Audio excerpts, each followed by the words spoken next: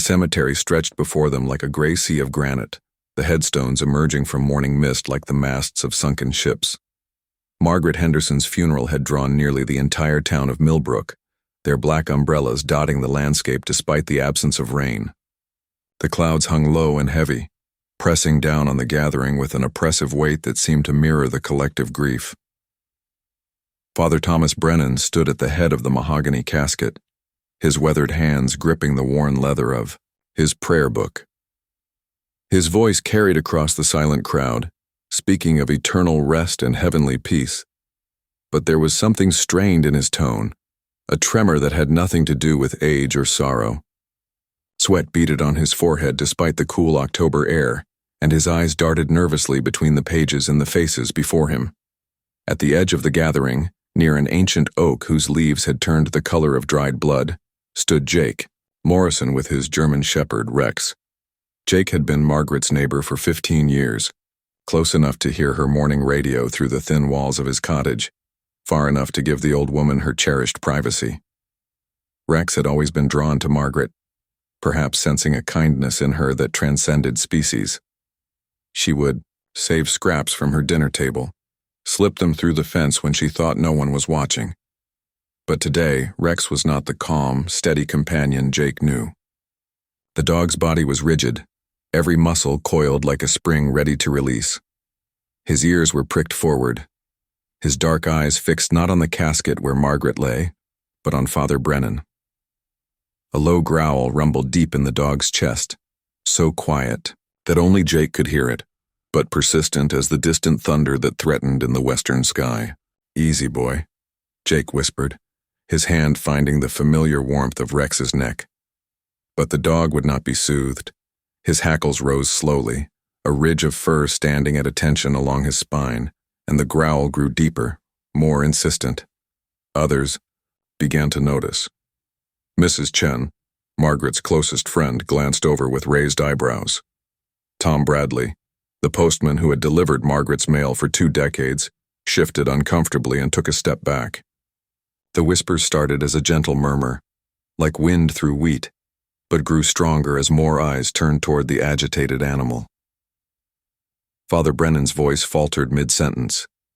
His gaze found Rex, and for a moment, something flickered across his face. Fear, perhaps, or recognition. His hands trembled as he closed the prayer book, the sound echoing with unusual finality across the cemetery. "Perhaps we should," he began, then stopped, clearing his throat. "Perhaps we should conclude with a moment of silent prayer." But Rex would not be silent. The growl transformed into something more urgent, a sound Jake had never heard from his companion, part warning, part accusation. The dog took a step forward, then another, his powerful frame moving with predatory grace toward the priest. The wind picked up suddenly, sending a chill through the crowd that had nothing to do with the approaching storm. Leaves swirled around, the headstones like restless spirits, and somewhere in the distance, a crow cawed once, harsh and final. The very air seemed to thicken with tension, as if nature itself was holding its breath. Father Brennan backed away from the casket, his face pale as communion wafer. "The dog seems unsettled," he managed, his voice barely above a whisper. "Perhaps it would be best if—" Rex lunged forward, not to attack, but to position himself between the priest and Margaret's casket. His body became a barrier, solid and immovable, and his eyes never left Father Brennan's face. The message was clear even if no one understood its meaning. Not one step closer. The silence that followed was deafening. Even the wind seemed to pause, waiting. In that moment, suspended between earth and sky, between the living and the dead, something fundamental shifted. The carefully orchestrated ceremony, with its practiced words and familiar rituals, cracked, like ice on a warming pond. Jake felt it first, a cold certainty settling in his stomach like a stone. Rex was trying to tell them something. His loyal companion, who had never shown aggression toward anyone, who had sat patiently through thunderstorms and fireworks, who trusted humans with the absolute faith that only dogs possess, was making an accusation against a priest, against a man who had delivered Margaret's last rites, who had held her hand as she passed, who now stood sweating and pale before her casket, as if facing judgment itself. The crowd began to murmur, uncertainty rippling through the gathering like wind through long grass. Some stepped closer, drawn by morbid curiosity. Others retreated, sensing something they couldn't name but instinctively feared. Children pressed closer to their parents, and elderly faces creased with confusion and growing unease. Father Brennan raised his hands, attempting to regain control. "Please, everyone. The animal is clearly distressed by the ceremony. Death affects all God's creatures differently." But his voice cracked on the final words, and his eyes, those pale blue eyes that had offered comfort to the dying and bereaved for 30 years, flickered with something that looked remarkably like guilt. Rex's response was immediate and unmistakable. The dog's lips pulled back, revealing teeth white as the marble angels that watched over the cemetery's oldest graves. The growl that emerged was no longer questioning. It was an accusation, deep and primal and absolutely certain. And in that accusation, in the space between the dog's certainty and the priest's fear, the truth began to stir, restless as the dead leaves dancing around Margaret Henderson's grave. The murmur of the crowd grew stronger, voices weaving together like a nervous symphony. Mrs. Chen clutched her purse tighter, her knuckles white against the black leather. "I've never seen Rex act like this," she whispered to anyone who would listen. "Never. That dog's got more sense than most people." Tom Bradley nodded grimly, his mailman's instincts sharp after years of reading the subtle signs that revealed the secrets behind suburban doors. "Dogs know things," he said quietly. "They smell what we can't smell, see what we miss. My grandfather always said you trust a dog's judgment over a man's word any day." The whispers spread like ripples in a pond. Some of the mourners began to remember things. Small details that had seemed insignificant before but now felt weighted with meaning. How Father Brennan had insisted on being alone with Margaret during her final days. How he had discouraged visitors, claiming she needed rest. How he had been the one to find her body, the one to call the doctor, the one to arrange everything with unusual haste. "She was getting better," Mrs. Chen said suddenly, her voice carrying farther than she intended. "Last week she was talking about traveling again, about seeing her sister in Denver. She wasn't dying, she was healing." The words hung in the air like smoke, acrid and impossible to ignore. Father Brennan's face flushed red, then drained white. "Grief makes us remember things differently," he said, his voice strained. "Margaret was very ill. The cancer—" "What cancer?" The question came from Dr. Sarah Martinez, who had pushed through the crowd with the determined stride of someone accustomed to emergencies. As Millbrook's only physician, she had known Margaret Henderson for years. "Margaret never had cancer, Father. She had pneumonia, serious, but treatable. She was responding well to antibiotics." The silence that followed was deafening. Rex continued his vigil, his dark eyes never leaving the priest's face, his body coiled with tension. The wind had died completely, leaving the cemetery in an unnatural stillness that made every whisper sound like a shout. Father Brennan's hands shook as he tried to open his prayer book again, but the pages fluttered uselessly. Sweat ran down his temples despite the cool air, and his breathing had become shallow, rapid. The medical records will show," Dr. Patterson confirmed. "Dr. Patterson retired 6 months ago," Dr. Martinez said coldly. "I've been Margaret's physician since July. Her last examination was 3 days before she died, and she was in good health for a woman her age. The pneumonia was clearing up nicely." The crowd pressed closer now, sensing blood in the water. Faces that had been slack with grief hardened with suspicion. Tom Bradley stepped forward, his postman's bag hanging heavy at his side. "Father, I delivered Margaret's mail every day for 20 years. Never saw any medical bills for cancer treatment. Never saw any correspondence with oncologists. But I did deliver a lot of bank statements lately." Father Brennan's eyes darted wildly, seeking escape routes that didn't exist. This is inappropriate. We're here to honor Margaret's memory, not to—" Rex's growl cut through his words like a blade through silk. The dog had moved closer, his massive frame now less than 3 feet from the priest. Every line of his body spoke of controlled violence, of a predator that had marked its prey. His tail was rigid, his ears flat against his skull, and his eyes held an intelligence that seemed almost human in its accusation. "The dog knows," said a voice from the back of the crowd. It was Eddie Morrison, Jake's younger brother, who worked as a bank teller and had a reputation for noticing what others missed. "Dogs can smell fear, guilt, death. Rex is trying to tell us something." "Yes," Mrs. Chen agreed, her voice growing stronger with conviction. Margaret trusted that dog more than most people. She used to say Rex had better judgment than the whole town council put together. Father Brennan took another step backward, his heel catching on a loose stone. He stumbled slightly, catching himself against a weathered headstone. The name carved into the granite was barely visible. Mary Brennan, 1945-1982, beloved wife. His wife's grave, the woman who had died so young, so mysteriously, 30 years ago when Dr. Patterson had been the only physician in town. The crowd noticed his position, and several people exchanged meaningful glances. Old memories stirred like dust in abandoned rooms. There had been whispers then, too. Whispers about a young priest whose wife had been healthy one day and dead the next, about insurance money that had funded church renovations, about grief that had seemed somehow inadequate for a man who had lost his beloved. Rex sensed the shift in the crowd's mood and responded with renewed intensity. He took another step toward Father Brennan, his powerful muscles bunching beneath his coat. The growl that emerged from his throat was no longer just a warning. It was an indictment, a judgment delivered with the absolute certainty that only animals possess. "Please," Father Brennan whispered, his voice breaking. "Please, just let me finish the service.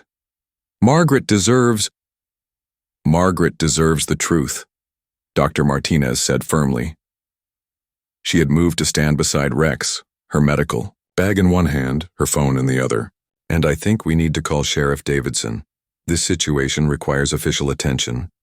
The wind returned suddenly, fierce and cold, whipping through the cemetery with renewed violence. It scattered the flowers from Margaret's casket, sending white lilies tumbling across the grass like fallen snow. The sky darkened overhead, and in the distance thunder rumbled with the promise of a storm that would wash away more than just the day's ceremony. Father Brennan's composure finally cracked, completely. His face crumpled, and for a moment he looked like nothing more than a frightened old man caught in a web of his own making. His eyes met Rex's one final time, and in that gaze he seemed to see not just an animal but a witness, a living conscience that could not be silenced or bought or explained away. And in that moment of recognition, the carefully constructed facade of 30 years began to crumble like ancient stone. Jake Morrison had always been a man who minded his own business. At 35, he had learned that most trouble came from sticking your nose where it didn't belong. He worked construction, paid his taxes, and kept his opinions to himself. But watching Rex's unwavering focus on Father Brennan, seeing the fear in the priest's eyes, Jake felt something shift deep in his chest, a recognition that this was one of those moments when standing aside became complicity. "Come on, Rex," he said quietly, stepping forward from the edge of the crowd. "Show me what's got you so worked up." The German shepherd turned at the sound of his master's voice, and for a moment, his intense focus wavered. Then, as if understanding that he finally had an ally, Rex moved with sudden purpose. He trotted toward the cemetery's maintenance shed, a small building that sat behind a grove of pine trees about 50 yards from Margaret's grave. Father Brennan's reaction was immediate and telling. "No," he said sharply, then caught himself. "I mean, there's nothing there. Just gardening equipment. We shouldn't. This is inappropriate." But Jake was already following his dog, drawn by an instinct he couldn't name. Rex had always been intelligent, but this was different. The animal moved with the certainty of someone following a map, pausing occasionally to look back and ensure Jake was following. Dr. Martinez fell into step beside them, her medical training making her curious, about anything that seemed out of place. Margaret mentioned strange smells around her house lately, she said quietly. Said she thought maybe there was something dead in her walls, but I told her it was probably just the autumn leaves in her gutters. The crowd began to follow, a procession of black-clad mourners moving away from the gravesite with growing urgency. Only Father Brennan remained behind, standing alone beside Margaret's casket, his face a mask of desperation and defeat. Rex led them behind the maintenance shed, where the ground was softer and showed signs of recent disturbance. The dog began to dig immediately, his powerful paws sending dark earth flying. Jake knelt beside him, using his hands to clear away the loose soil, and within minutes, they struck something hard. Jesus, Jake breathed, brushing dirt away from what appeared to be a metal box. It was small, about the size of a jewelry box, but heavy in his hands. The lock had been damaged, as if forced open recently. Dr. Martinez leaned in closer, her professional composure intact despite the bizarre circumstances. "Let me see," she said, pulling latex gloves from her medical bag with practiced efficiency. Inside the box, wrapped in plastic, were documents that made the gathering crowd gasp with recognition. Bank statements showing large withdrawals from Margaret Henderson's account, made in the weeks before her death. A forged will that left everything to the church instead of to her sister in Denver. And most damning of all, a small glass vial with a pharmaceutical label that Dr. Martinez recognized immediately. Digitalis, she said, her voice barely audible. In the right dose, it's a heart medication. In the wrong dose, she looked up at the crowd, her face grave. It would cause symptoms that look exactly like heart failure from pneumonia complications. Easy to miss if you weren't looking for it. The moral weight of the discovery settled over Jake like a heavy coat. This wasn't just about Margaret Henderson anymore. This was about justice, about truth, about standing up when everything inside you wanted to walk away. He thought about his quiet life, his simple routines, the peace he'd found in staying uninvolved. All of that was gone now, burned away by Rex's certainty and the evidence in his hands. "We have to call the sheriff," he said, pulling out his phone with hands that trembled slightly. "We have to." A sharp crack echoed across the cemetery, the sound of a branch breaking under someone's weight. Father Brennan stood 20 feet away, no longer the respected clergyman who had delivered Margaret's eulogy. His collar was askew, his face was streaked with sweat and dirt, and his eyes held the dangerous gleam of a cornered animal. "You don't understand," he said, his voice taking on a pleading quality that was somehow more frightening than anger would have been. Margaret was dying anyway. She was old, alone. The money, the church needed it. God's work needed it. Rex positioned himself between the priest and Jake, his body coiled with protective instinct. The dog's lips pulled back in a silent snarl, and the fur along his spine stood rigid. He had protected Jake through 7 years of friendship, and he wasn't about to stop now. "And your wife?" Dr. Martinez asked quietly, still holding the vial of digitalis. "Was Mary dying too?" Father Brennan's face crumpled, and for a moment the mask of 30 years fell away completely. "She was going to leave me," he whispered. "She found out about the church funds, about what I'd been taking. She was going to ruin everything." The confession hung in the air like poison gas. The crowd pressed closer, their grief transforming into something harder and more dangerous. These were people who had trusted this man with their secrets, their sorrows, their faith. They had brought him their children for baptism, their dying for last rites. He had been the keeper of their most sacred moments. Jake felt the weight of decision pressing down on him. He could give the evidence to the sheriff, let the law handle everything, retreat back to his quiet life. Or he could be the voice for Margaret, for Mary, for anyone else who might have fallen, victim to the man who stood before them. "Sheriff Davidson needs to hear this," he said, his voice carrying clearly across the cemetery. "All of it." Rex's approval was immediate and unmistakable. The dog's tail wagged once, the first positive movement he'd made all day, and he pressed closer to Jake's side. Together they had found the truth. Together they would see it through. Father Brennan looked at the crowd, at the evidence. at the dog whose instincts had brought down 30 years of carefully constructed lies.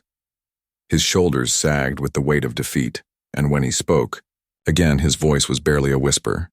"God forgive me," he said, "God forgive me for what I've done." But Rex's low growl suggested that forgiveness might be harder to come by than the priest imagined. Jake's phone call to Sheriff Davidson set everything in motion with the inexorable force of an avalanche. Within 30 minutes, the cemetery, that had been Margaret Henderson's final resting place, became a crime scene. Yellow tape fluttering like prayer flags around the maintenance shed where Rex had led them to the truth. Sheriff Davidson was a methodical man in his late 50s, gray at the temples and careful with his words. He'd known Father Brennan for 20 years, had brought his own children to the priest for confirmation. The betrayal sat heavy on his shoulders as he supervised the evidence collection, but his professional demeanor never wavered. "Smart dog," he said to Jake, watching as Rex sat calmly beside the excavation site. "Most people would have walked away from this. Why didn't you?" Jake looked down at his companion, at the intelligent brown eyes that had seen what human perception had missed. "Because he knew," he said simply, "and I trust him more than I trust most people."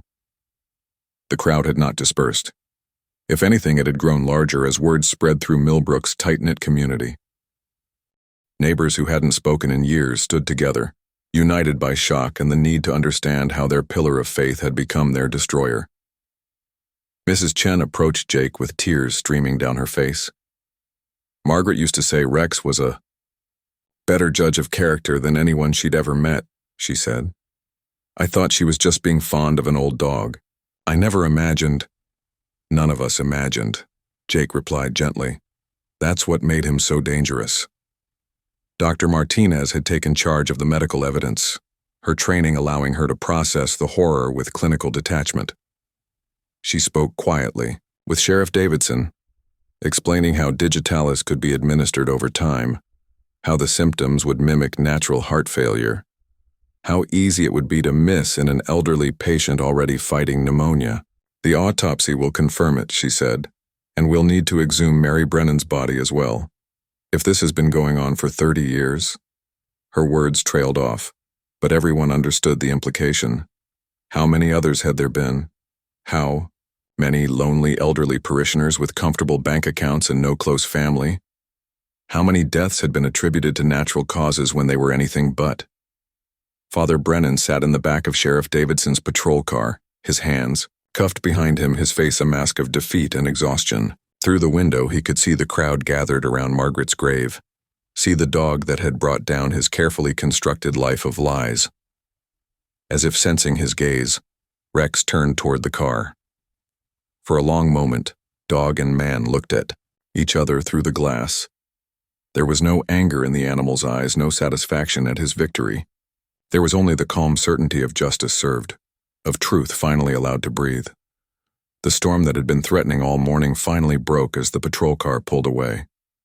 Rain began to fall in heavy drops, washing away the dust of excavation, cleansing the cemetery of the day's revelations. The mourners scattered quickly, but Jake remained with Rex beside Margaret's grave. The rain soaked through his black suit, but he didn't move. Beside him, Rex sat patiently, his vigil complete but his loyalty unchanged.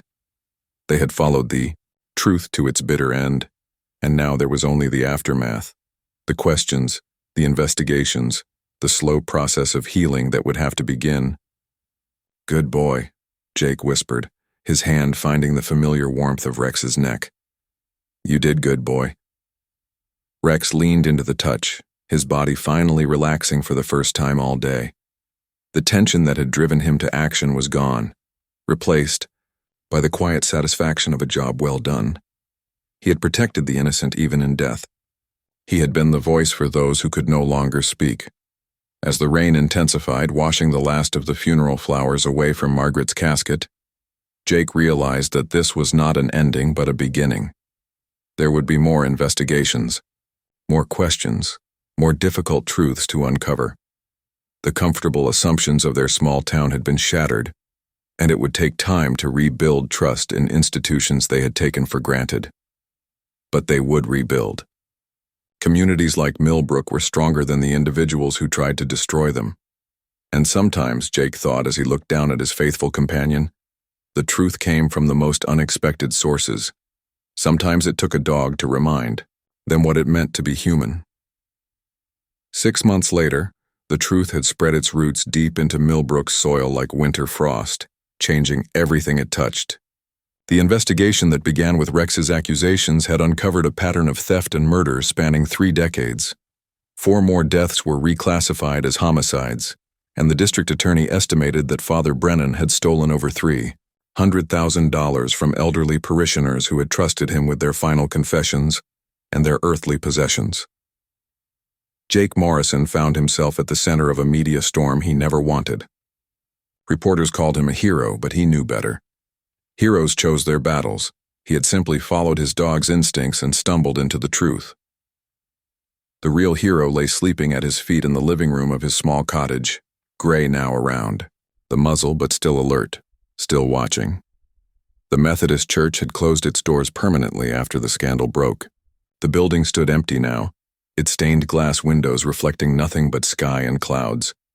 Some in the community talked of tearing it down, of erasing the physical reminder of their betrayal. Others wanted to preserve it as a memorial to the victims, a reminder that evil could wear a familiar face and speak in trusted voices. Dr. Martinez had left Millbrook for a position at a larger hospital in the state capital. She couldn't look at her elderly patients without wondering who else might be vulnerable, who else might be slowly poisoned by someone they trusted. The responsibility had become too heavy for one person to bear. Mrs. Chen still visited Margaret's grave every week, bringing fresh flowers and news from the neighborhood. She always stopped by Jake's house afterward, sitting on his porch with a cup of coffee while Rex dozed at her feet. They didn't talk much about that day in the cemetery, but it lived between them like a shared scar, proof of what they had survived together.